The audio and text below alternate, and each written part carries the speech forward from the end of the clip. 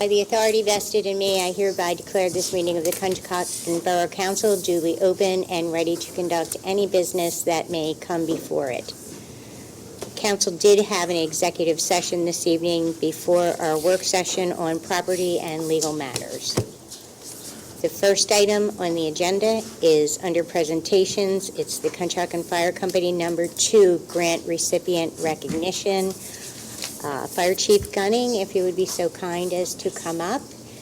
Mr. Chief Gunning will present information on the 2020 FEMA Safer Grant and recognize Fire Company number 2 as the recipient of the grant for recruitment and retention in the amount of $347,620. Okay. All you, Chief Gunning. Thanks. On August 27, 2021, the Conshohocken Fire Company number 2 was awarded a FEMA grant in total of $347,620 for the fiscal year of 2020 Safer Grant, and it's for staffing for adequate fire and emergency response. This grant is a 4-year program and is specifically designed to aid in recruitment and retention purposes. During the application process, the grant committee assembled a budget and projects to focus on during the 4 years. So basically what this grant is, it's for recruitment and retention of firefighters. So it's to get people in the door, keep them, and the people that are in the door that are already firefighters, it's to aid in equipment and stuff like that. Excuse me. And training? For not this is not for training. This one, this just aids in stipends to be able to pay the volunteers a certain amount of money. And I'll let Calvin. Calvin, this is Calvin Perlman. How you doing, Calvin Perlman? Hi, Calvin. I'm a captain with the fire company. I'm also head of the grant committee. Me and a group of individuals from the fire company put together the broken down stipend program here that's listed. We held some training requirements that went along with it. Right now we do still have a program with the Fire Academy, so we're still able to send individuals for training to keep that up. We have some minimum standards that we put into place for this stipend program. Basically it's a pay-per-call, and there's different time frames to try to incentivize people to come out and participate. So there's a $10 per call, $15 per call, and a $20 per call, and it's all based on the time frame. So each year it's broken down. We have $50,000 per year that's allotted. We have to submit reimbursements to FEMA for this, and each member is capped at $3,000 per year. So it's a great opportunity for people to have some additional income from, coming out all the time that they do, the gas money, everything going up. So it's a good thing. It also helps with increasing our staffing, and it also lessens the response time out the door. We're in the process right now of doing a station renovation to have bunk rooms in the station so that we can have members in station during the overnight hours where we need the most help. It all goes into the NFPA compliance for 1710, which is you want to have at least a minimum of 4 people in the fire truck, and you want to be out the door within 8 minutes. So we also had some additional items listed, which was our marketing. So this is helping us with getting a website in place, developing a brand and logo, updating some of our logos and marketing material. It's also helping us have a presence on social media. So I don't know if anybody has seen our Facebook posts. They're a little bit updated with our training, what we have going on, our events coming up. And then we're in the process right now of doing a marketing trailer that we'll be able to take to events with us and the many events through Conshohocken. And then we also have some mailers that are going to be going out that'll be informative, but also for recruitment and retention purposes. The initial upfront for year 1 was a little bit more, so we had time to set up our new website, and then each year after that, it's more of a maintenance thing with keeping up with it. Outside of that, we also put in for NFPA physicals so that we can have the members have the opportunity to go get a physical before they join. If they pass the NFPA physical, it allows us to purchase gear through the grant. So our gear costs are, I think, up to $8,000 per person at this point. So we have, $12,800 per year. This gets, it softens the amount of cost that we're spending on gear for new members. We could have a year where we have 1 person join. We could have a year where we have 10 people join.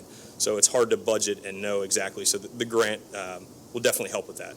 So between all of the marketing, the physicals, the personal protective equipment, and obviously the stipend, it's going to definitely, it's already impacted with helping get applications and new members in the door. We've had 5 new members to date, and we've had over 50 applications for new members. So in year 1 that we're basically just starting, we've had some really good success, and we're hoping to keep it up.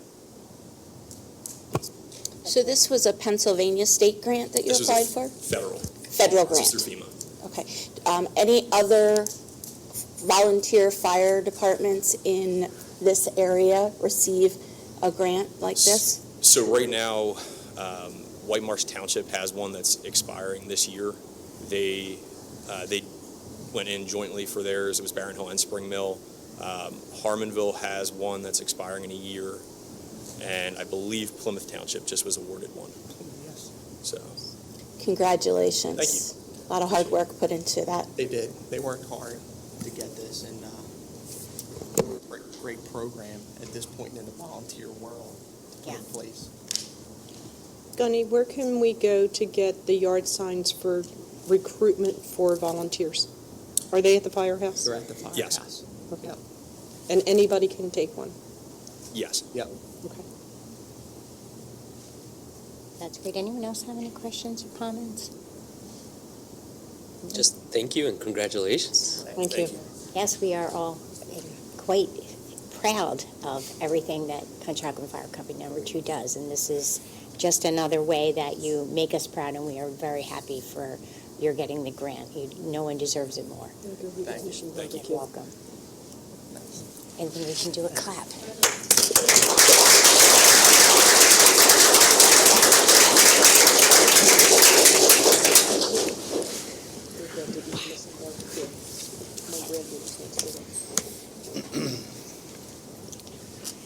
The next item on the agenda is land use matters, public hearings, and ordinances. The first item is public hearing on conditional use applications. The first conditional use application is 1016 Maple Street for Brian and Christina Pieri as the applicant.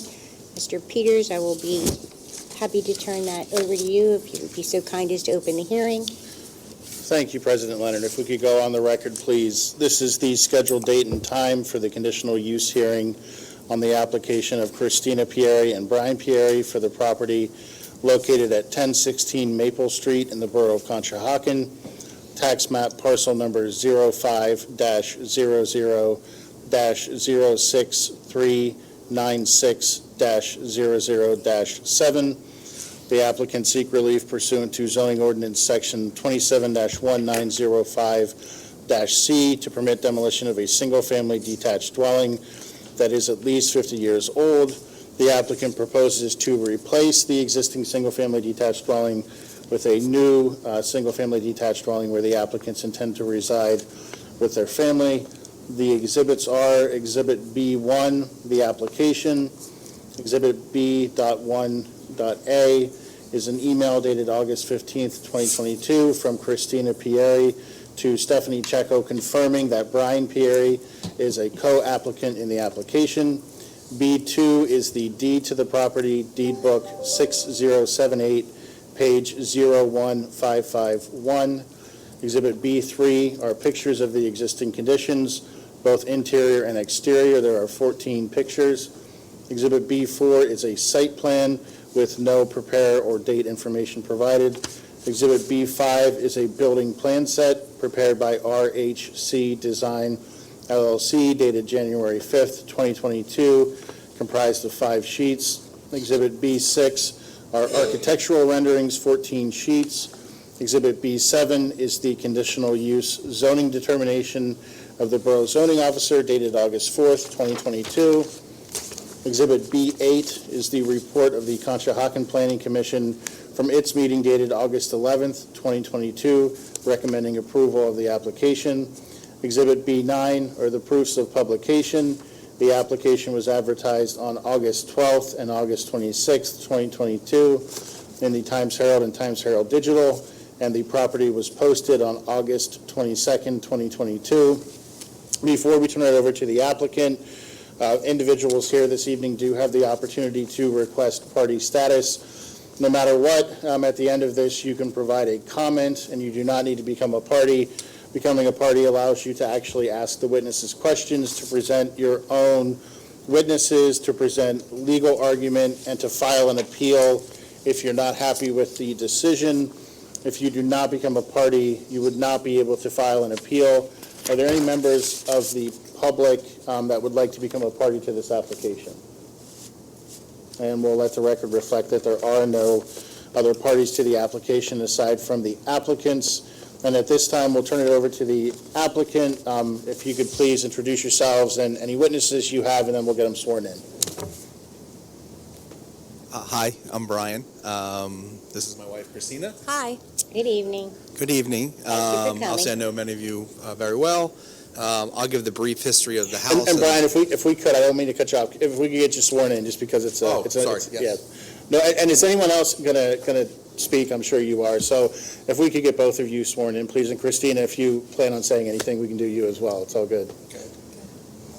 State your name. Brian Pieri. Christina Pieri. Your name, sir? Chuck Burkowski. Sorry, say it one more time. Chuck Burkowski. Spell your name? Chuck. P-I-C. B as in boy, O-R-K-O-W-S-K-I. You all solemnly swear the testimony about the case with the truth, the whole truth, and nothing but the truth. Yes. Thank you. Very good, Brian. Back to you. Again, good to see you guys. Thanks for your time tonight. Real quick brief history, and then I'll let Chuck talk a lot about the construction. I moved here 20 years ago. I bought this house 18 years ago. Over the last 20 years of my life, I've lived on 11th, 10th, and 9th. I've sort of just circled that west side block. When I bought this many years ago, I lived here with friends. I was a couple years out of college, and I decided to keep it because I always wanted to eventually get older, grow up a little bit, have a family, and move back here because it's a wonderful lot. The lot is better than the house. It's very old inside. It's very crooked inside. Chuck will go through some of the things that he found, in terms of structurally and just architecturally. But we obviously have been here. We work here. We live here. Our kids go to school here.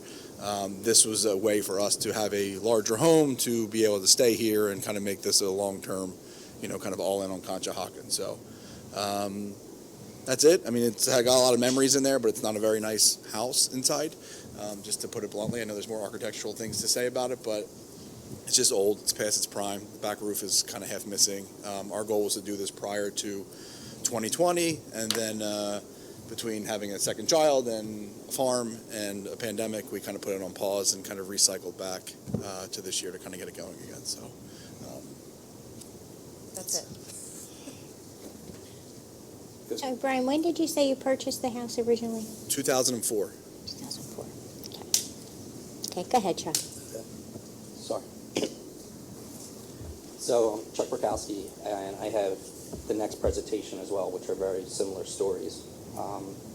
I can go into as much detail as you want as far as construction and design and all that. But in both cases, the families came to me to look at the homes as far as either renovating, adding on, or tearing down. And sadly, in both cases, right away when you walk through them, you know that they had run their course.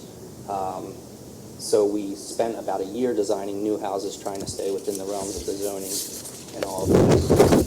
Found out about the tear down rules and all that, and how that has changed from when I done it last a few years ago.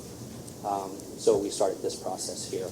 But point being, there is a lot of thought, even prior to tearing down, was going into the architecture as to keep it within the community, keep it like it fits in there, keep the setbacks to normal as to where the houses that are sitting there now are.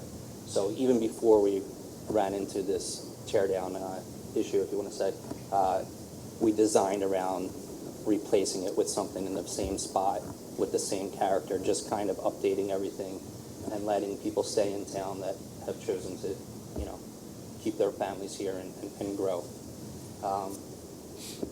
This one, you can see it had newer stucco, so at some point, maybe 14 years ago, when he, tried to fix all the cracks just to get some extra exterior life around it and all.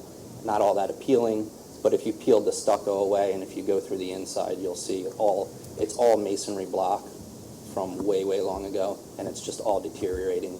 No firewalls, nothing like that in there. So we have saved houses in the past. I don't always tear down, but in both cases, the construction and the age are just showing for it, plus all the modern amenities and insulation and all that stuff. So, just gives you a view. Do you have a year that was built? I do. Kathleen does. 1910. 2010? Yes. Thank you. Kind of frames it for us. Yeah, and it looks like the rear, you can Yeah, it see looks right like they now, had that was added on. As far as the basement goes, that's amazing what was done down there through the years. And you can see the pool in the yard, but not much vegetation right now, which they are going to add a ton of new landscaping as we do it. None of us have vegetation, Chuck. I'm sorry? None of us have vegetation right Yeah, now. Yeah, it's been bad. Yeah. But as you can see at the foundation, you kind of see where they just kind of healed it up for the years to go through. But anything under that stucco is horrendous. Are you guys living in it now? No, we live 6 doors around the corner on 9th Avenue. The roof, we were in it the past few weeks, and the back end of the roof is leaking to where the addition was attached. And obviously after rains, like this morning, it was filled, the basement's filled. Front porch, again, just kind of patches through the years. One of the main. How close are you guys staying to the original footprint of this house? We're staying Pretty within, close? yeah, the setbacks, front and all that are pretty much the same. Okay. Like where the porch is right now will be the front facade. Okay. The side yards, I think, are pushed out a little bit more. The garage? You'll see it in the plans, it's a very Yep. similar design. We're using the same driveway cut, front entry, all that stuff. Okay. And again, I say this all, and we can go into as much detail as you want, but the same on both projects. That's the old cold room. That's scary room. Yeah, that this morning. Yeah. Those are drought pictures. They are now new wine cellars. I can't have her making me sleep there. So there's the site plan. You can see as we're just pushing it back a little, the rear decks were actually flipping sides just to keep it. There was more neighbors on the right-hand side. So the elevation, it still drops. It's still a walkout basement. Driveway's still on the right. It still has a front porch. Just kind of updating everything and making it safe. A little different than, the past 15 years of build. What's your height? Under 35. Height? The back area, more and more people are, and you'll see in the other application as well, doing some entertaining, keeping the outdoor rooms to keep it at home. It's a little pandemic we went through that changed people's minds.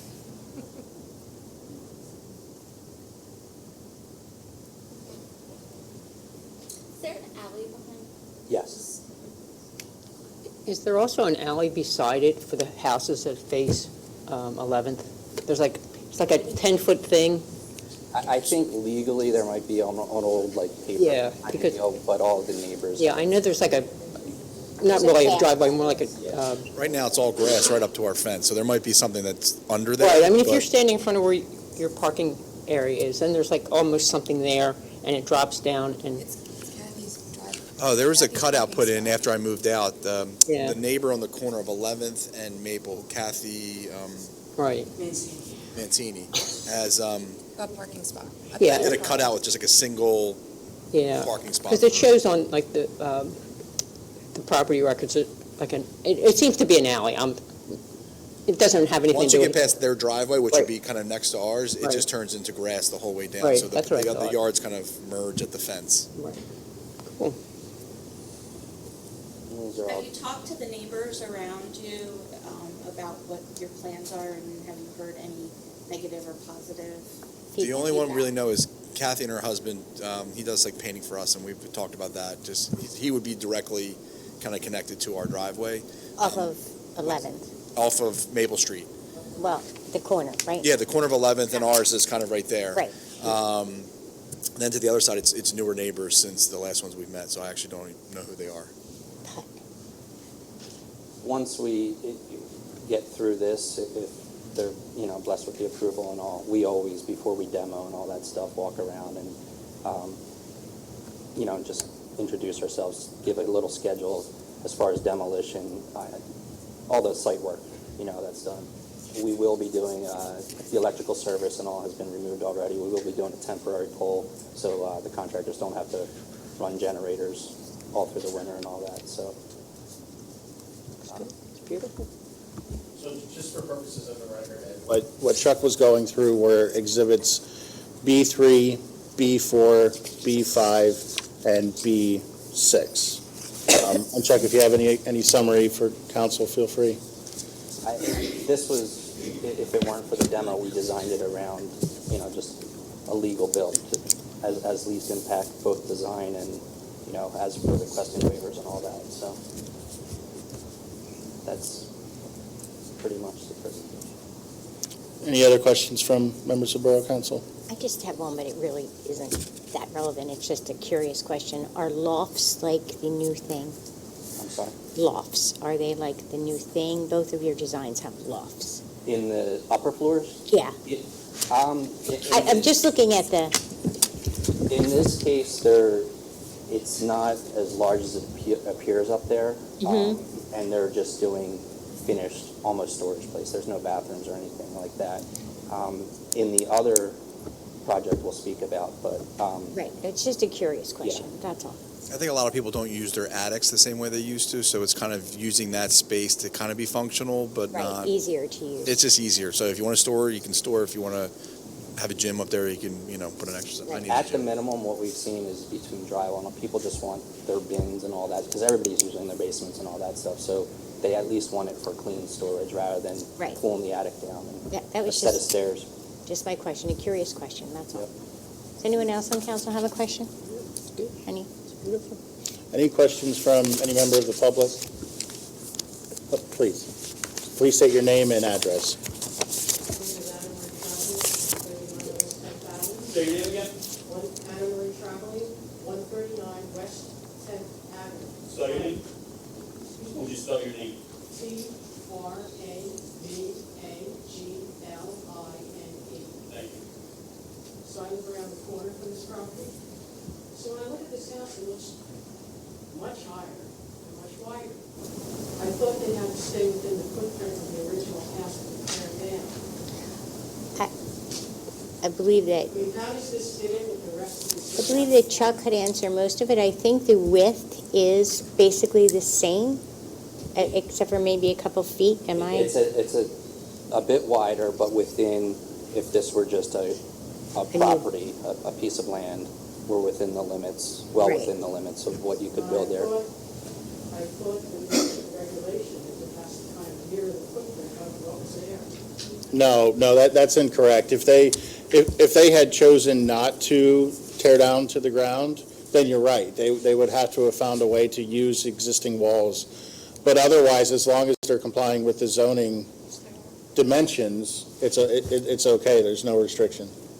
It's also just it's a uniquely large lot. If you go on that lot, it's the biggest one on that street, so it gives it a little bit more room.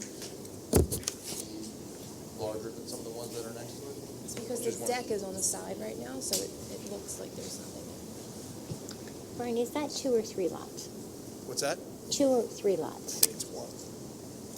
It's one. It's one? It's one. Oh, you know parcel. why? Because the other Dimension-wise, houses it's are much larger, half yeah. lots. Yes. That's why. Yeah, so it's Okay. all joint houses. And Correct, yeah. I was thinking them as one, they're half. Okay. Yeah, and as for height, it's very, So very then similar. the edge of the property comes right up to that, what it appears to be like there's supposed to be an alleyway there, there's really not. No. The edge of the property, This is the. What edge of the property are you talking about? Front, side, rear? Talking about the property line, there would be, the house on the corner is Mancini's, and then there's a little deck area, there's like a parking space, and then there, I mean, it kind of looks like there's supposed to be an alley there, but there's not.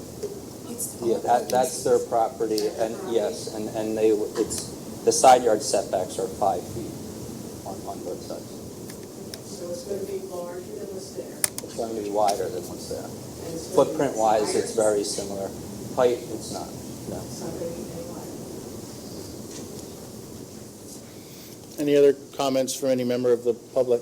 Please. Hi, Nathan, I'm your neighbor on the left. Oh. Yeah, we just moved in a couple of years ago. Nathan, if you could just state your address for the record, Yeah, please. 1012 Maple Street.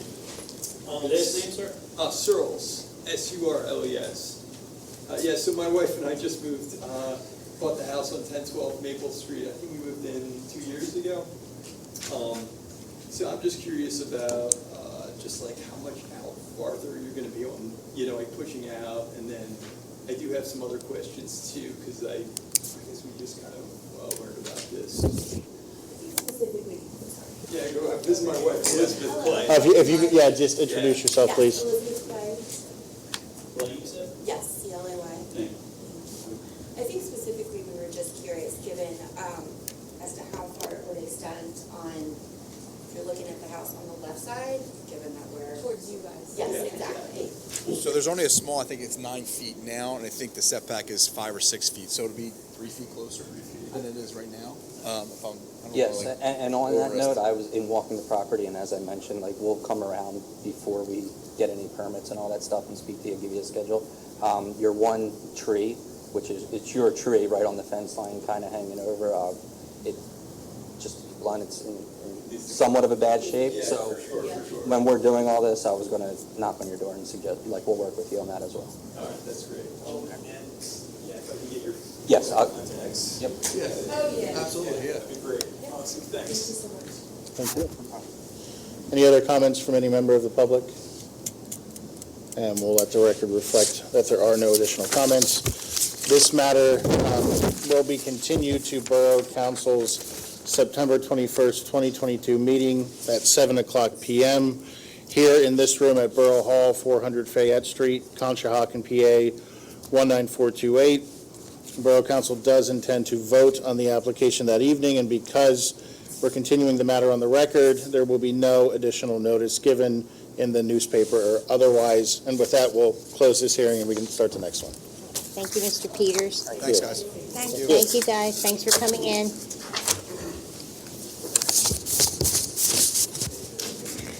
Chuck is just saying. The next applicant is 1125 Wood Street, Fred DiStafo.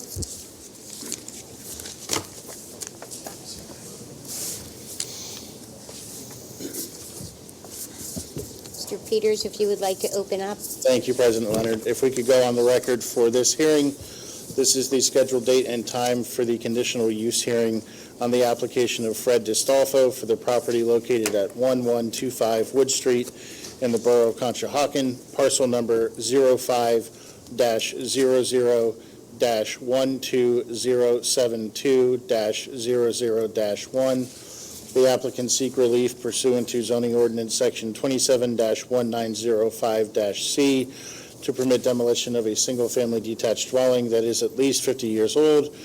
And this applicant, similar to the last, proposes to replace the existing single-family home with a new single-family home where they intend to reside with their family. Exhibit B1 is the application. Exhibit B2 are two deeds provided with the application for the property, one dated September 4, 1952, one dated July 11th, 1968. Exhibit B3 are pictures of existing conditions at the property, both interior and exterior. There are 15 pictures. Exhibit B4 is a site plan prepared by RHC Design LLC, dated April 4th, 2022. Exhibit B5 is a building plan set prepared by RHC Design LLC, dated April 4th, 2022, comprised of 8 sheets. Exhibit B6 are architectural renderings comprised of 9 sheets. Exhibit B7 is the conditional use zoning determination of the Borough Zoning Officer, dated August 4th, 2022. Exhibit B8 is the report of the Conshohocken Planning Commission from its August 11th, 2022 meeting recommending approval. Exhibit B9 are the proofs of publication. This hearing was also advertised on August 12th and August 26th, 2022 in the Times Herald, and this property was also posted on August 22nd, 2022. Before turning it over to the applicant, as I explained last time, if anyone would like to become a party to this application, that gives you the ability to question the witnesses, to present your own evidence and testimony, to present legal argument, although we will allow, as we did for the application, comment or question from the general public.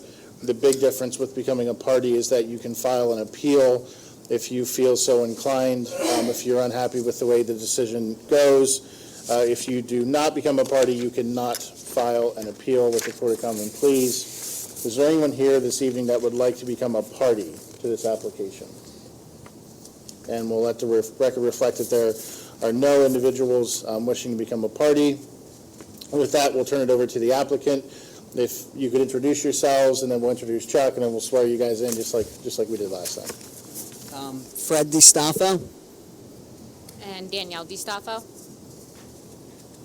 You both solemnly swear the testimony about to be the truth, the whole truth, and nothing but the truth. I do. Yes. And we'll let the record reflect that, Chuck, you're still under oath from the last hearing, okay? Yes. All right, off to you guys. Just kind of like in the beginning, just to start off, my name's Fred DiStaffo. It's my wife, Danielle. I was born and raised Conshohocken. That's my grandmom's house, actually. I basically grew up in that house. The goal was, after we start our family, we moved to West 6th Avenue from the apartment we were living in Conshohocken.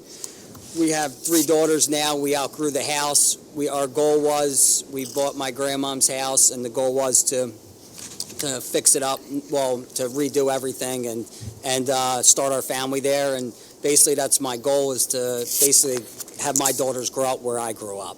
I learned how to ride a bike in that alley. I like to teach them how to ride a bike in that alley, and just basically just grow up and get the Conshohocken family feel. Good? Yeah, go. It's all my stories. I too grew up in that alley and learned how to ride a bike in that alley. I would like to see Fred's kids do the same. Much like before this house, when we zoom in on some pictures, you'll see, actually you can see stuff good and a lot, same deal, a lot of masonry, a lot of cracks. It's been patched thoroughly through the years. Right now, I'm sure the basement's filled with water and it's just in really, really, really bad shape.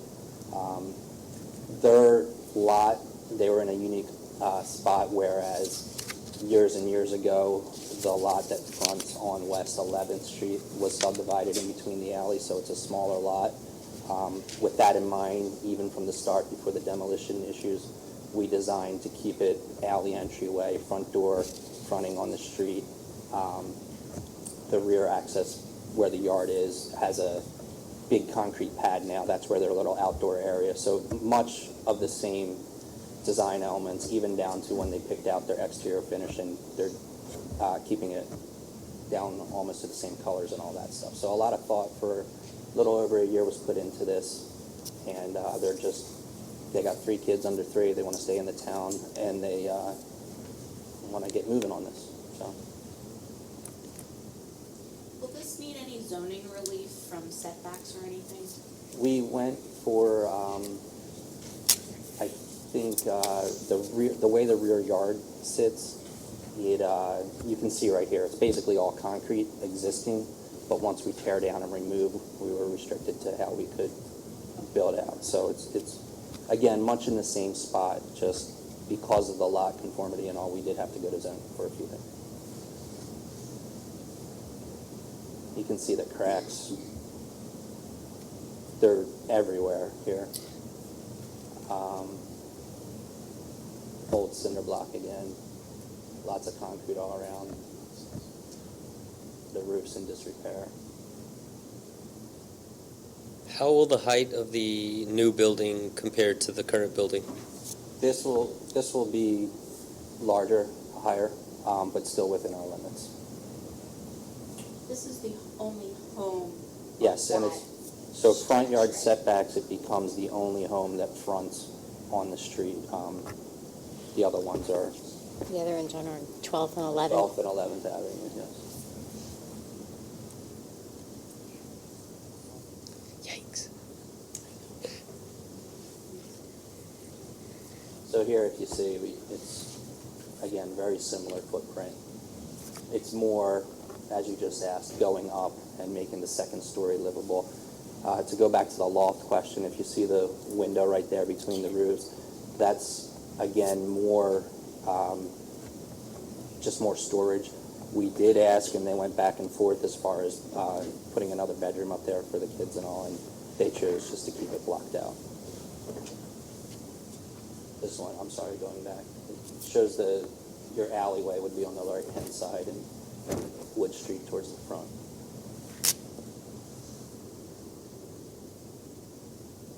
And then the back area, we encroached. That's where we needed some zoning relief and all, so they could do an outdoor room, and which is what is there now. It's just we're putting a roof over it. And on the neighbor's property, you're actually just encroaching a little bit on their backyard, not on their house, correct? Yes, there's a pool in the rear. Right. They're 100% covered between the pool And I'm sure they're fine with it, so. And the driveway's off the alley where it is currently, is that correct? So there's still the same parking spaces, because yes, in the front, cool.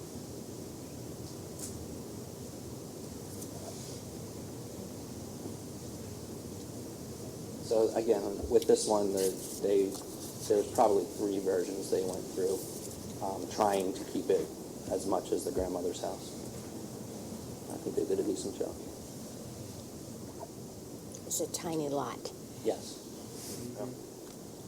I'm curious, are there... As far as like, it's a tiny lot, but it's more squarish as opposed to the long stretch rectangular Right. everywhere. And square Right. footage wise, I mean, most of them in Conshohocken are 18 to 32. Right. This is just 4,000. So it's, for Conshohocken, it's a kind of big lot, but Kinda, yeah. I'm curious, were there some traits from your grandmother's house that you carried over to this new one?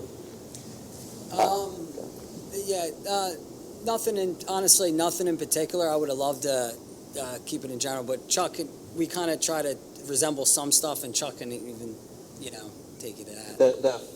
if you look at the front here, the bump out, they have when you walk in, it's just kind of like a modern day mudroom, you would say, in the old house, the location of the stairs. So that front bump out that looks onto Wood Street was mimicked.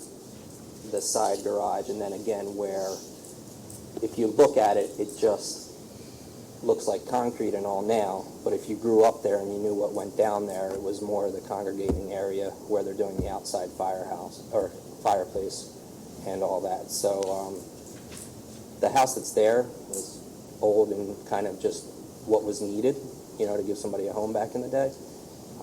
But the way it was lived and the internal layout and all that are quite similar. Thank you.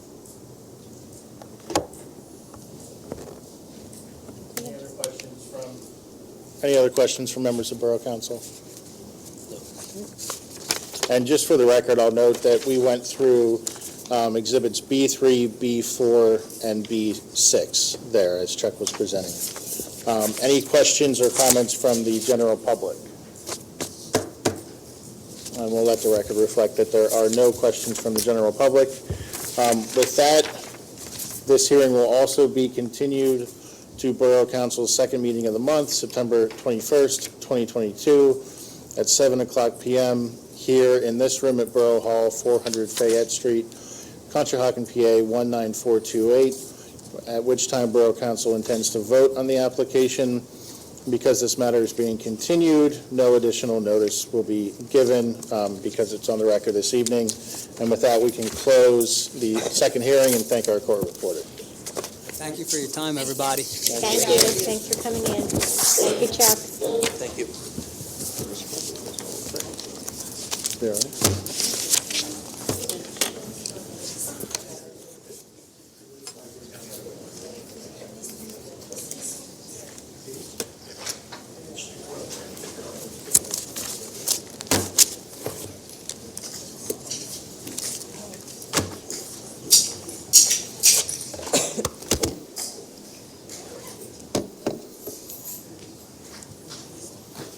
See you, dude. Yep. Yeah, thanks. Yep, see you next time.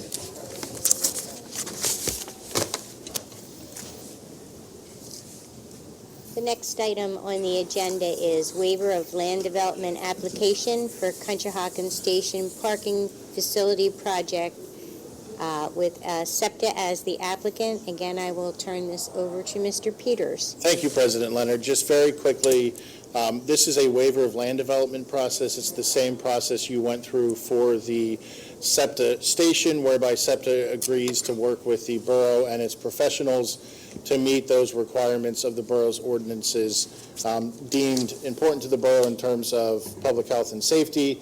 And so it's a little different than a land development process, but at the end of the day, it feels pretty similar. And with that, Michael, I will turn it over to you to get rolling. Thank you very much, Sure. Michael. My name is Michael Gill. I'm an attorney with the law firm Buckley, Bryan, McGuire, and Morris in Westchester. We have the privilege of representing SEPTA on a number of projects, and especially of relevance here, the Conshohocken Phase 2 improvements. Phase 1, of course, Borough Council is well aware, the actual new station, which, as Mr. Peters alluded to, Borough Council granted a waiver of land development for that phase. Seems like an eternity ago, but was really just a couple of years ago. And that project is underway, of course, and Phase 2 is the parking improvements associated with the station. As Council is well aware, those improvements include a structured parking facility, as depicted on the land development plan we have up here on the screen. We have the elevation up there as an inset on the plan. The area is outlined in red. On the land development plan is the location of the actual structured parking, and the remainder of the parking is surface parking, essentially everything else that you see there as depicted as a parking field, with stormwater improvements included in the plan.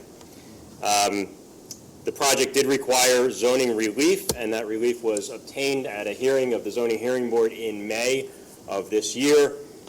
And on August 11th, just last month, the Planning Commission heard our presentation and made a recommendation to Borough Council to approve the waiver of land development. We do have review letters from the borough's consultants, and we have submitted a response to those review letters. Response was submitted last week, although the version of the letter I have here is dated September 7th. It was actually submitted last week. So we have Rob Pangi, who is the project manager at SEPTA, with whom I believe you're all familiar, and Chris Bellotti from McCormick & Taylor, the project civil engineer, with whom I know you're all familiar. Rather than go on and take too much more of your time, I know you have a full agenda. If there are any questions that members of council have, we can address those. Otherwise, we would ask that council approve the waiver of land development at the meeting on the 21st. And as we say in the letter, allow this important public infrastructure project to proceed. Does anyone on council have any questions? No? Tina? I can go on. Okay. Keep going, no questions. All right. Well then, with that, thank you very much, and we will see you on the 21st. And keep this train rolling. We will be happy to see you on the Unintended. 21st. And Michael, as you know, we'll do a draft resolution you have a chance to look at beforehand. That'd be great. Thank you so much. You're welcome. All right. Thank you, everyone. Thank you for coming in this evening.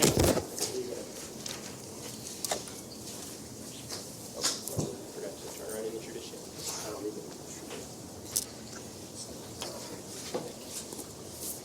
The next item on the agenda is discuss and consider authorizing advertisement of a local tax collection law ordinance amendment. Again, I will turn it over to Mr. Peters. Thank you, President Leonard.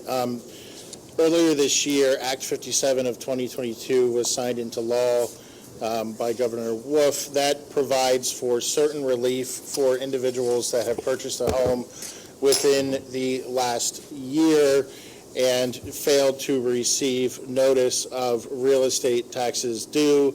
In that specific circumstance where the failure to pay tax is of no fault of their own, the new legislation provides for relief, not from the tax, you still have to pay the tax, but from any penalties or interest that were accrued as a result of failing to miss the payment. The ordinance that's before you is more or less an exact quotation of the legislation itself, so it lays out the process and how a taxpayer would apply to the borough to get that relief. It's not an optional program, it's required by the legislation. We'll even get a form from Pennsylvania DCED that the taxpayers will fill out, but you are required as a local taxing agency to actually adopt it by ordinance, which is what this ordinance would do. And because it complies so closely with the statute, I believe this item in particular is before you for authorization to advertise and move it ahead. So if council is inclined this evening, I would be seeking a motion to authorize advertisement of a local tax collection law ordinance amendment. I'll make that motion. Second. All in favor? Aye. All opposed? Motion carries. The next item on the agenda is manager matters, and I will turn that over to Ms. Checo. Thank you, President Leonard. The first item is to consider approving 204 East 8th Avenue. The maintenance bond release has been reviewed by our engineer, and it is on your agenda this evening for consideration to release in the amount of $14,822.53. So the motion this evening would be to approve 204 East 8th Avenue maintenance bond release in the amount of $14,822.53. I'll make that motion. I'll second. All in favor? Aye. All opposed? Motion carries. The next item is the 400 West Elm Financial Security Escrow Release Number 2. Again, that's been reviewed by the borough engineer. The recommendation is in front of you this evening to release approximately $161,522.32. The motion this evening for council is to approve 400 West Elm Street Financial Security Escrow Release Number 2 in the amount of $161,522.32. I'll make that motion. I'll second. All in favor? Aye. All opposed? Motion carries. The last escrow release is for Millennium, Conshohocken. This was a review of a sketch plan. The project is closed out, so this evening we are requesting that you approve the final professional service escrow release for Millennium, Conshohocken in the amount of $3,011.85. Thank you. So the motion again is to approve first and final professional services escrow release for Millennium, Conshohocken in the amount of $3,011.85. I'll make that motion. I'll second. All in favor? Aye. All opposed? Motion carries. Jason Fortenberry served on the Human Relations Commission, and he has moved out of the borough of Conshohocken. He's actually moved to West Conshohocken, so he no longer can serve on the Human Relations Commission. He's formally resigned. We need you to make a motion to accept that resignation, and then we will advertise for the vacancy on the borough website.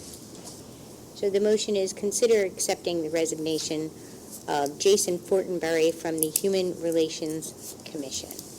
I'll make that motion. I'll second it. All in favor? Aye. All opposed? Motion carries. The next item is the Fair Housing Resolution. So we are the recipient of federal funds on an annual basis, and we are required to pass a resolution to support the Fair Housing Act of 1968 as amended and the Pennsylvania Human Relations Commission. So the resolution in front of you this evening is showing our support of those two items. And we are requesting that you make a motion to approve Resolution 2022-22. So the motion this evening from council is to approve Resolution 2022-22, adopting a fair housing resolution supporting the Fair Housing Act of 1968 as amended and the Pennsylvania Human Relations Commission. I'll make that motion. I'll second. All in favor? Aye. All opposed? Motion carries. This year, you heard from your borough engineer, Karen McNair, regarding the amendment of the borough's stormwater management ordinance along with the borough's saldo ordinance to meet the specifications of the DEP. As she explained to us, the new ordinances basically mimic the parameters that the DEP has set out for communities. We've adopted those ordinances. They're in place for the borough. We have drafted and implemented a stormwater management plan application. With that application comes reviews that need to happen by our professionals with the plans that come in. So there are also fees that are involved with that process. So along with the application form, what's in front of you this evening is to amend the borough's fee schedule that will now encompass the fees that are associated with reviewing the stormwater application form. So there's 3 categories for the stormwater ordinance.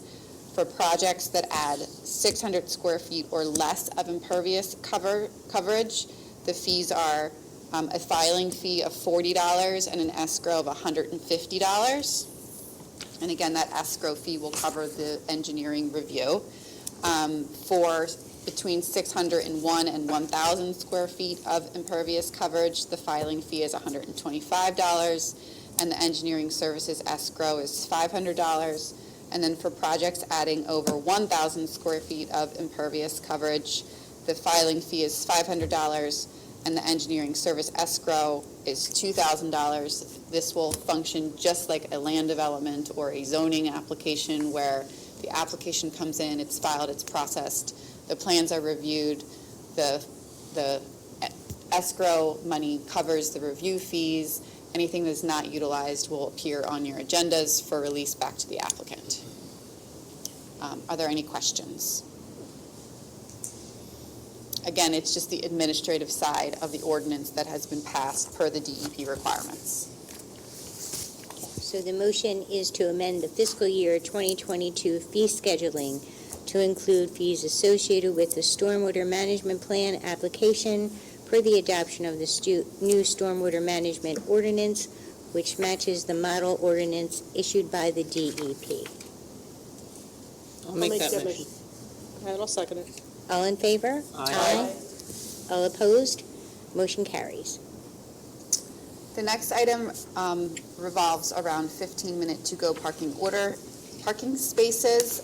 We have implemented these, and we did them on a temporary basis in the commercial district between 1st and 2nd. They worked out very well. The restaurant owners are very appreciative that they are now a permanent parking option for serving their businesses. We've had other business owners who have reached out, specifically 4th Street Deli, who has sort of the same need that we've found, evaluated, reviewed already to be successful.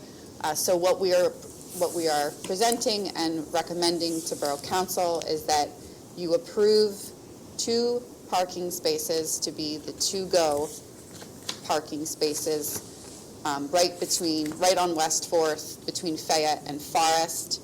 And again, this would be on a temporary basis. We do a 90-day evaluation period. That way we can compile any complaints, concerns, or like we did with the other areas, found actual appreciation for those spots going in and some positive feedback. So in front of you this evening is just the draft resolution, and then any questions you may have, and then it will be back on the agenda on the 21st for consideration for a motion. If we receive any feedback or inquiries or requests for information between now and then, of course, we'll bring it back to you on the 21st at the meeting. But do you have any questions this evening? It would be the parking spaces closest to 4th Street Deli. Closest to 4th Street Deli would be the plan, yes. Would that be restricted just to the business hours that the deli's open? Since No, it would be to-go parking spaces solely.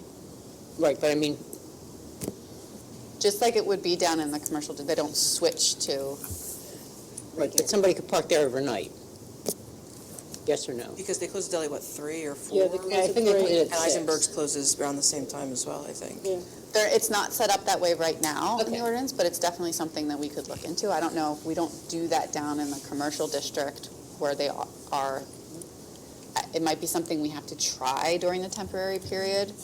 Like an after 6. I don't know what we could.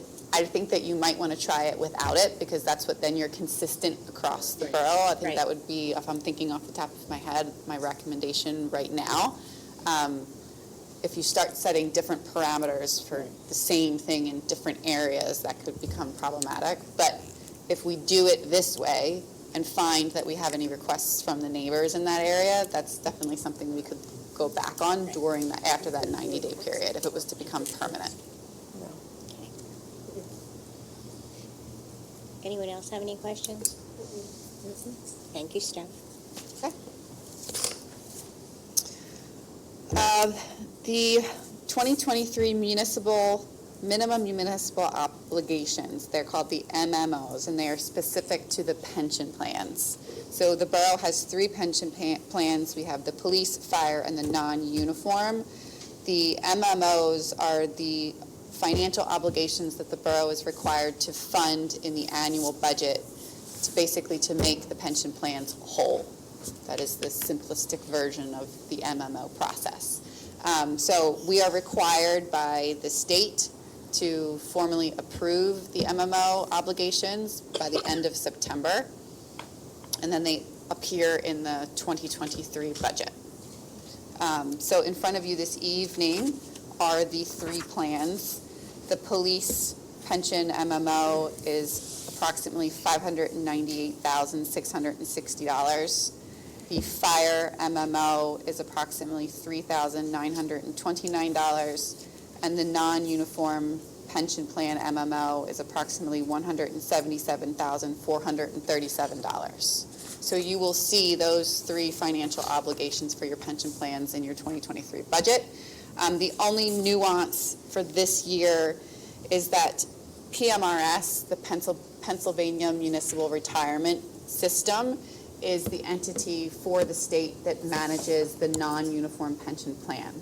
They are required on an annual basis as a state entity to file the MMO worksheet for every pension plan that they hold by March 31st of every fiscal year. They have not done that. So what we went and had done was we used our pension consultant to estimate the non-uniform pension MMO because we are still required by the state, even though they didn't generate the worksheet, to approve the MMO by the end of September. So you have what we think is a very close estimate. Now they did, when we reached out to PMRS, they apologized for the inconvenience to the municipalities. We did receive the worksheet this week. So there is a chance that they will turn it around by the 21st. But if they do not, then what we will be doing is we will be approving the estimate. That number will be what appears in the budget. If there's a slight change to it, then on the 21st, I'm also going to be asking for authorization from my office to change the amended MMO based off of the final worksheet we get from PMRS per Act 205. So that's kind of a mouthful. Bottom line is, we didn't get the requirement that we were supposed to get from PMRS. We didn't wait. We acted, came up with an alternative solution which meets the requirements of Act 205. You will approve what you need to approve by the end of September so that you're meeting your obligations as the municipality. Any questions on that? Okay, so those numbers and those MMO forms will appear on your agenda for the formal approval on the 21st. Okay, last item on my list is the discussion on the Main Street Overlay Task Force. Again, this evening there's no vote, it's just a discussion. We've been doing work ever since we passed the comprehensive plan back in 2018, which I can't believe it was 2018, to get to this point. So the comp plan specifies one of the primary concerns was the preservation of a thriving Fayette Street corridor, our Main Street in the Borough of Conshohocken. So we held a forum on May 2nd of 2022 to address and discuss the future of the Fayette Street corridor. We had great turnout. We had a lot of good feedback. We had kind of a mix of residents, business owners, property owners, renters, major corporations, smaller businesses. So it was a really good, productive conversation that night. Based off of the feedback from that forum, the stipulations in the comprehensive plan, we are now going to create a task force, much like we had a comprehensive plan task force, that's really going to drive the next steps in generating this Main Street overlay zoning district. What we need to do between now and the end of this fiscal year is generate the composition of what that task force is going to be made up of, advertise those positions, accept applications from the public, which we hope we get a lot of interest in, interview those applicants, and the goal here is that moving into 2023, we have a task force that's ready to get to work. Make sense? Any questions on that? Anyone have any questions? Do you have any approximation of how many people might be on a task force and what kinds of people would be on this task force? Yes, so we usually recommend 7. From a working perspective, that seems to be kind of the number. I think in this scenario, depending on what type of applicants you get, you could go to 9, but our recommendation would be you max it at 9 people. So you'd have a task force made up between 7 and 9 individuals, and that they should be, what we have found to be productive with our other task force, especially our comprehensive plan, was that it was kind of a mix. So you have 2 council members, at least 2 residents, and I think it's important to have one that at least is a property owner, at least 3 business owners, and in this scenario, since we're talking about Fayette Street and kind of what that future looks like for Fayette Street, you might want to look at separating it into lower, middle, and upper. I know that we had a lot of the business owners at the public forum who did that kind of organically on their own, so we're kind of using that feedback to include that recommendation. I think where you might be able to get closer to 7 is if you have specific business owners that fit into those different sections who are also property owners. They would serve a dual role. So if you don't get that in terms of your interest, then you expand it to 9. But if you do, then you have the opportunity to keep it at that 7 number. And that was also confirmed with our consultant who does this. This is what they do for a living. They're experts in the field, and 7 is their recommendation. I just want to be able to give council kind of the flexibility if you need it when you're evaluating your applicants. Okay, The makes other thing sense? is, with the task force, you can have members of the community sit in the sessions. So your task force is basically your decision makers, but if there's community interest, they can participate in the discussions to get you where you need to go. Thank you. And then we would also look at zoning officer, just because it is going to be heavy in evaluating zoning from a borough perspective. And then you should have an administrator on there who's kind of assisting with the whole process. So in this case, it would be the borough manager, myself, or a designee. And that would be your task force. So again, tonight's just discussion. This is the recommendation that's being presented to you from the administration and also from Judy, your consultant, and based off of the feedback that we received at the public forum. What the next steps would be is on the 21st, if you're comfortable with the makeup of this task force, then we would be requesting authorization to advertise the task force and start accepting applications and get that process started. Any more questions from you? Thanks, Steph. Okay, great. Thank you. The next item on the agenda is under Department Matters. It is to discuss Second Avenue Pocket Parks. I will introduce our Director of Operations, Mr. Sokolowski, if you could come up. Oh, you're already there. I'm going to run through this real quick. I have another presentation next door. Okay. He just wants to get to the. So the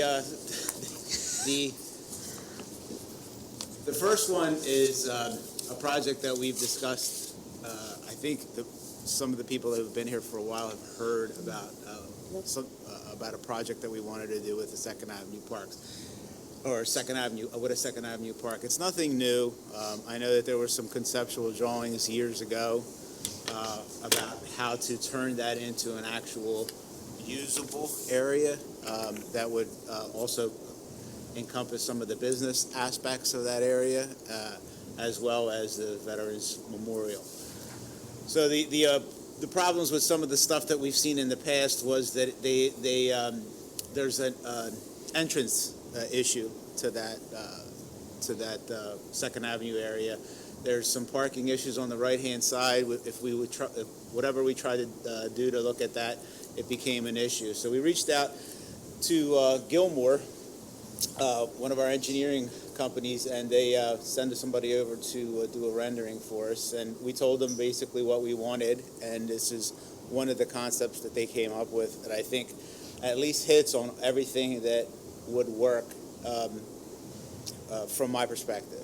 So if you go to the top of that location, you'll see Second Avenue. It's Second Avenue and Forest Street. So one of the issues is now we have the cigar bar on the left-hand side of that, and on the right-hand side we have an apartment complex who uses that road as an egress.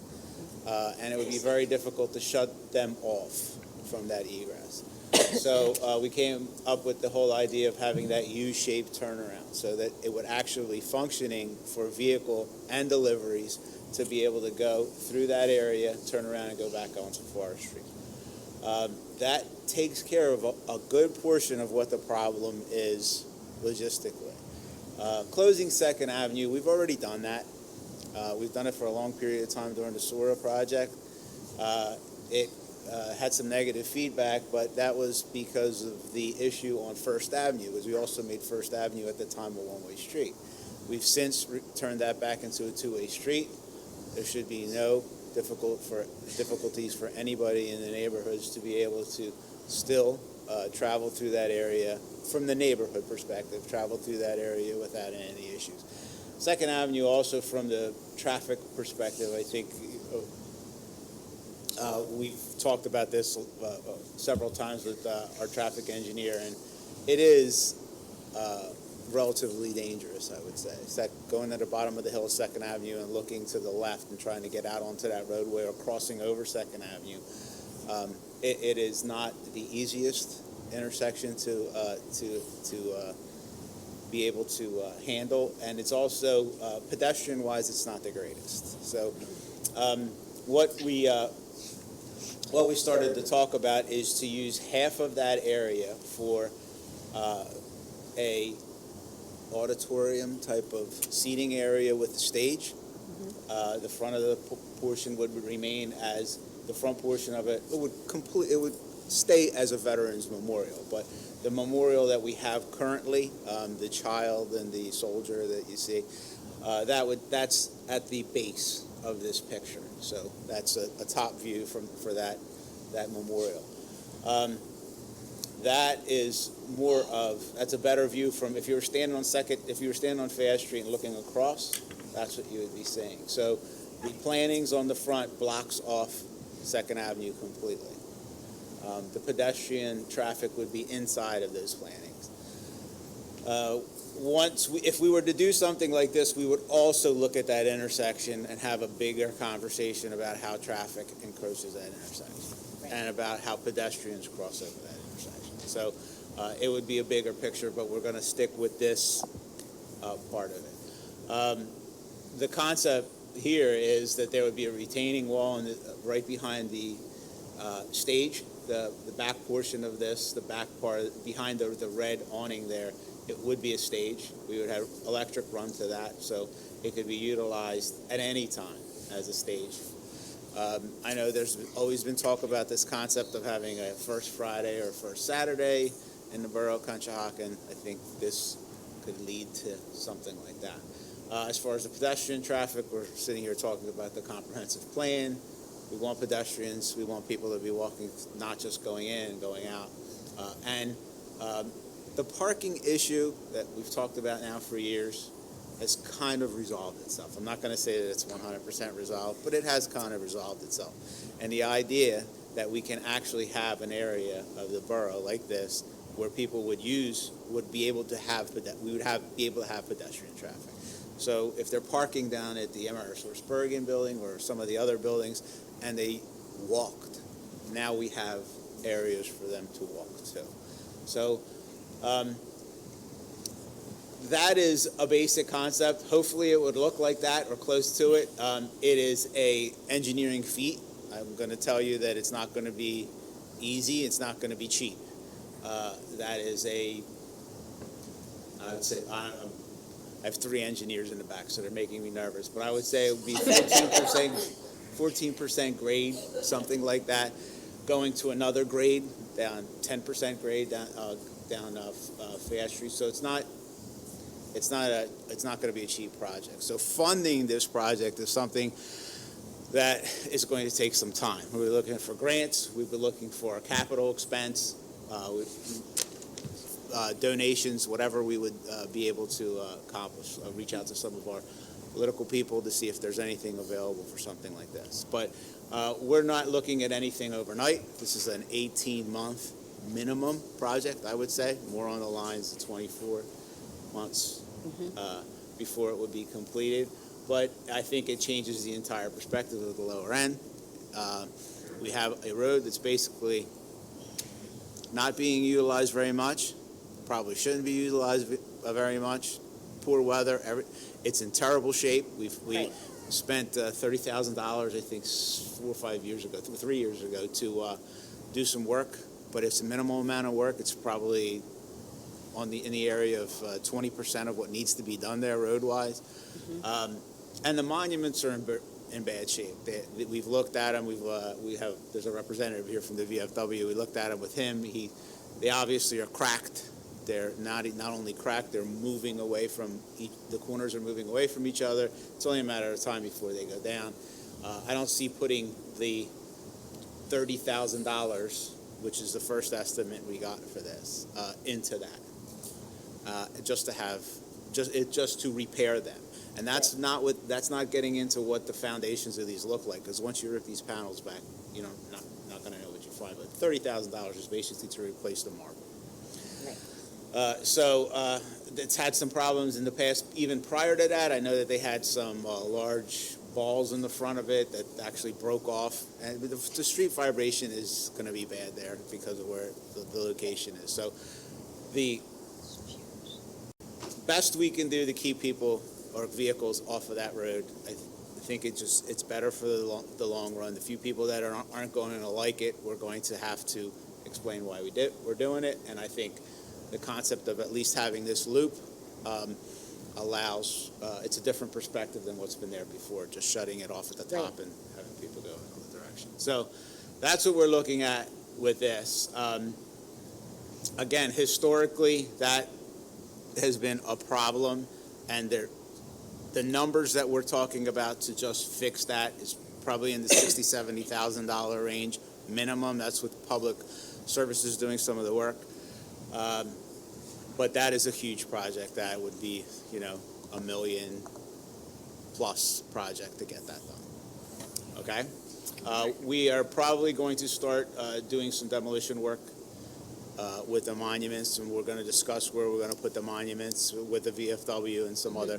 We already reached out and had a conversation about that. But as we go into that project, we also going to have we're going to get input from the VFW and their membership, not their membership as a whole, and see what kind of concepts we come in. Well, we've done that with everybody. We've done with the Masons. We've done that with the Santander project.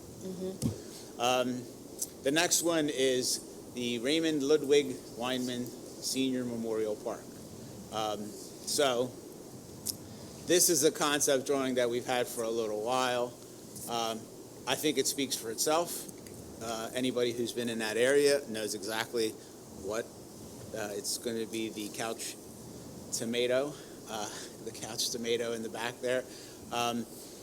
I don't think we're going to look at parking as being a concept for that area. I think it's going to be a complete pocket park, bicycle racks and things like that. But I think from one corner to the other, it will be grass except for a pathway through it with benches. I think it's going to clean up well. There's a lot to be done there with things like shrubs and weeds and trees that have been there that need to be addressed. But once the infrastructure is put in, which shouldn't be that much, it's going to give us a park where you can get off of the train. You'll have a park you'll have a park where the trail is. Then you'll have a park on 6th Avenue. I'm sorry, 2nd Avenue. Then you'll have a pocket park on 6th Avenue, and you'll have one on 8th Avenue, and I think you get the idea. So the idea was to move Fayette Street forward, up Fayette Street to the 12th Avenue area, and to try to make the district bigger. And I think these these would help that whole idea. We own that piece of property. We will, when we do this, we'll reach out just like we did it with everybody else to Mr. Weinman's family and talk to him about some of the things that we're talking about. These are basic concepts, but they're very good concepts, and I think we would try to get this park as close to these concept drawings as we can get. Does anybody have any questions? So just to clarify, even though there's a parking lot in this picture, you're saying that's not part of the concept? I don't believe that. I think originally it was when this was done 6 months ago or so. I think originally that was the idea, to have parking there. But we have a presentation earlier of a parking garage that will be about a block and a half away, and there will be a crossing at that point on Oak Street. A pedestrian crossing on Oak Street, which would be better than any of the other crossings that we have in the borough of Conshohocken going over the train line. So I don't think parking is what we want there. I think we want to limit it to pedestrian. It's on the bike path, so obviously we'll load it up with bike racks and things like that to make it to accommodate them. There's some things in the future we could look at, restrooms and things like that we've talked about in the past with, and they were unfortunately rejected. But I think there's probably a need for that somewhere along the bike path. And our area seems to be the area that attracts a lot of people. Look, Saturday and Sunday, there's probably 5,000 parking spaces down there. Don't forget, we have access to 7 Tower Bridge's parking garage as well. And we have trail actual parking in that vicinity based on what you negotiated in that process. So there's lots of parking. This is great. To think that the greenery and what that adds to quality of life in that area is something that's very exciting. Yeah, I like the canopy of trees. That's one of the perks of Marywood Park that people really like. People love that in the park. Ray, I think it's great that you've given us this presentation and given everyone, especially the public, an idea of how long the process actually takes, and nothing is done overnight. And we're discussing this, and this is something that really won't come to fruition for almost 2 years. And it takes that long. We're hoping this one would be on the lines of at the end of the Mason Park, maybe at the beginning of 2024, the end of 2023. But definitely the 2nd Avenue project, that will be, and I'm going to refer to it as a project. It is a project, If you just look at the yes. retaining wall, the retaining wall is probably in the I would say more like 8 to 10 foot area. So Right. It's going to be a big to do. Right. I think it's great. I think we've worked hard the last however many years now to get to this point where this is what we're looking at, to just give this to the residents. I think you'll find very few municipalities that have this in our area. Right. I think it's wonderful. Thank you. Thank you, Ray. Thanks, Ray. Good. All right, take care. See you. The next item on the agenda is, under legal matters, is to discuss license agreements with the Fritz Lodge and Santander Bank for the pocket parks. And Mr. Peters, I am again turning it over to you. You are popular this evening. Yeah, thank you, President Leonard. All right, so I'm going to go over the Fritz Lodge agreement first because the Santander agreement is a little more straightforward. So the Fritz Lodge, the Mason agreement, has three components. The first is the pocket park itself. The second is access to the parking area for use by the general public while they're using the pocket park. And the third gives the borough the ability to place a sign on that property for borough messaging and also for Mason messages. And the way that the license works, the borough would establish rules applicable in the park to be approved by Fritz Lodge. Fritz would have the right to access the property in the parking lot to use their lodge building, obviously, and continue to use it. The borough would have the authority to improve the pocket park, and we went through a couple meetings ago what those improvements could look like. The borough then would be responsible for maintenance and repair of the pocket parks during the term. This term for the Fritz Lodge is proposed to be a 20-year term, justifying some significant investment on behalf of the borough. At the end of that term, the agreement contemplates that the improvements would remain. It's hardscaping and stuff like that that doesn't really lend itself to being removed, but the agreement also provides that the borough and Fritz Lodge can agree to some other arrangement at the end of the term. Parking license, very similar. So the borough establishes parking regulations to be approved by the lodge. The borough can improve the parking area. The borough would maintain the parking area, and the lodge would obviously continue to have access to the parking area for lodge use. And they also have, I think it's Tuesday nights, they'll have an exclusive right to use the lot for lodge meetings. And we also provide that if they have special events, they just provide the borough notice, and they'll be able to use the parking lot for those special events. The digital sign is limited to borough messages and messages from Fritz Lodge. It would just be a way to pump out additional messaging to the public. That sign would be installed by the borough and maintained by the borough. And in exchange for those improvements, as currently proposed, there is no fee being requested by Fritz Lodge for allowing the borough to use the property for these purposes. Everything else, it has our obvious indemnity language. We're indemnifying the lodge. We maintain our immunities, things like that. The agreement's going to look kind of similar to some of the agreements we did for the projects down along the river and also for the Sora Plaza area, very similar. Does council have any questions? Just so you know, this has been given to the lodge. It is with the lodge's National Legal Counsel for review. So there may be changes, and if there are changes, I'll bring it back and explain to you what those changes are.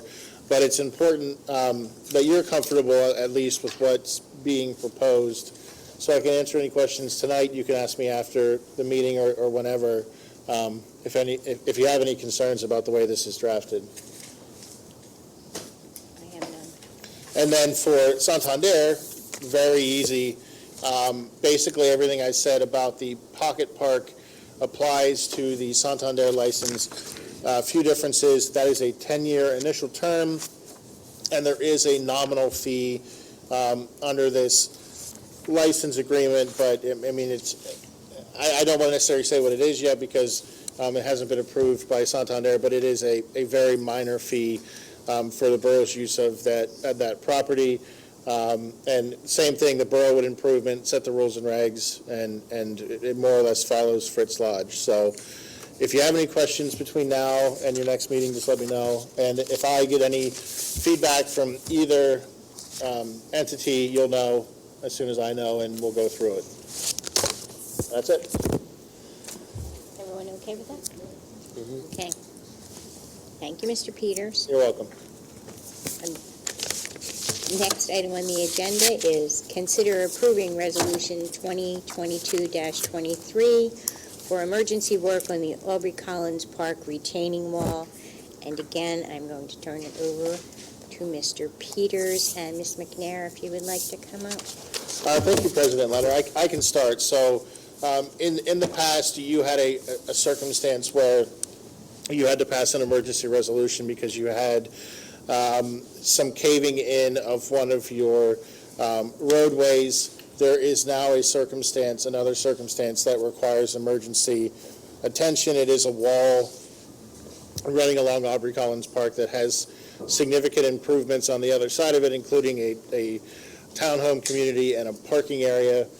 The Borough Code allows you to make emergency expenditures without going through the several month-long process of putting something like this out for bid. It has been recommended by the borough engineer that the amount be set for a not to exceed $70,000 from the borough's capital reserves to do this work to the retaining wall. It is repair work because of structural deficiencies within the wall. And just as we did last time, if for some reason we run into an issue, as we did with the street work, we can always bring another resolution back to you and tweak the numbers around. But as currently presented, it's a not to exceed $70,000, and I understand that work needs to start as soon as possible. So, Karen, I don't think, do you have anything to add to that? Yeah, it's relatively straightforward. It needs to be fixed as soon as possible. Okay, so the motion this evening, if council is inclined, is to approve Resolution 2022-23 for emergency work on the Aubrey Collins Park retaining wall in the amount of $70,000. I'll make that motion. I'll second. All in favor? Aye. Aye. All opposed? Motion carries. Is there anyone this evening for public comment? If you could come up and state your name and address for the record. Thank you. Hi, my name is Mark Weinman. I live at 853 Hillsdale Road in Westchester, Pennsylvania. I'm the son of Raymond Weinman. I'm also the executor of his estate. And my dad lived and died for Conshohocken. Many of you have probably worked with him, and you know he had a lot of pride in Conchi. And I'm here to say thank you for agreeing to naming the park after him. I am here to work with you to make it the most beautiful park that Conchi's ever seen. It meant a lot to him. It means a lot to me. And I just want to thank you for the time and that we can honor someone who brought about this vibrant, strong community for what he did when he came in here in 1980 with Jack Meehan. And saying, we're going to take 10 Oak Street where nothing was here. And he lived and breathed for Conshohocken. And I thank you for the opportunity to continue to honor his name as I want to continue to honor Conshohocken also. So thank you for your time. Thank you. Thank you. Thanks for coming in. We appreciate it. Is there anyone else for public comment this evening? Mayor Aronson?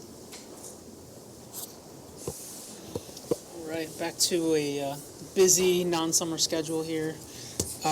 So first off, we have a really great fundraiser from the Friends of Conshohocken Parks. It's going to be a raffle for Eagles tickets. The game is Sunday, January 1st, so New Year's Day. You can find the form to sign up and donate on the Friends of Conshohocken Park social media. I shared it out yesterday. I guess the borough can put something out, maybe. And they will also be at Fun Fest, where anyone that comes by can also enter the raffle. So, so a really great prize, and it's $10 for each entry. So please come on and support the Friends of Conchi Parks. We also had our Conchi Strong Bingo. Just as a reminder, this was an event that Sarah and I started during COVID to support our Conshohocken businesses. The idea was we would buy gift certificates from our local businesses and give them out as prizes and hopefully encourage people to continue eating local. And we utilized the awesome outdoor space at the VFW so everyone would feel safe attending. And it just turned into such a great evening that we've pretty much continued the structure to make this an annual event. I think it's worked out really, really well. As you can see from the photos, the VFW parking lot was packed. We misjudged sunset a little bit, and it turned into just like a really cool event lit by cell phones. So thank you to the VFW for hosting and for all the businesses. Even now that we're out of COVID, every time we try and buy a gift certificate, they will not accept our money, of course, and donate. So thank you to our businesses and to all the residents who participated. We also had we were challenged to an ice cream contest by our surrounding municipalities. So myself, Mayor Fournier in West Conshohocken, Mayor Jack Sear in Bridgeport, and Tom LaPera, the council president in Norristown. We went around to our favorite ice cream spots in each municipality and had way too much sugar, but it was a lot of fun, and it was just really nice to be hosted by so many wonderful local ice cream spots. And Scoops won Best Classic Sundae, which we have up there. It was awesome. So thank you for hosting us, Scoops. And then finally, we have our 9/11 memorial this Sunday. 7 o'clock at West Conshohocken Borough Hall. It's always just a really beautiful ceremony, so we encourage the public, that's on Sunday, yeah. We encourage the public to join us for that. And that's it. Thank you. Thank you, Mayor Aronson. I have nothing tonight, President Leonard. Thank you. I'd just like to remind everybody that school's back in. Please drive safe. Thank you, Anita. Nothing, thank you. Adrian? Nothing. Karen? Just a reminder that the Conshohocken Restaurant Rally is Sunday, September 18th. Day after the Fun Fest. Tina? Nothing tonight. Okay. Thank you. Meeting adjourned.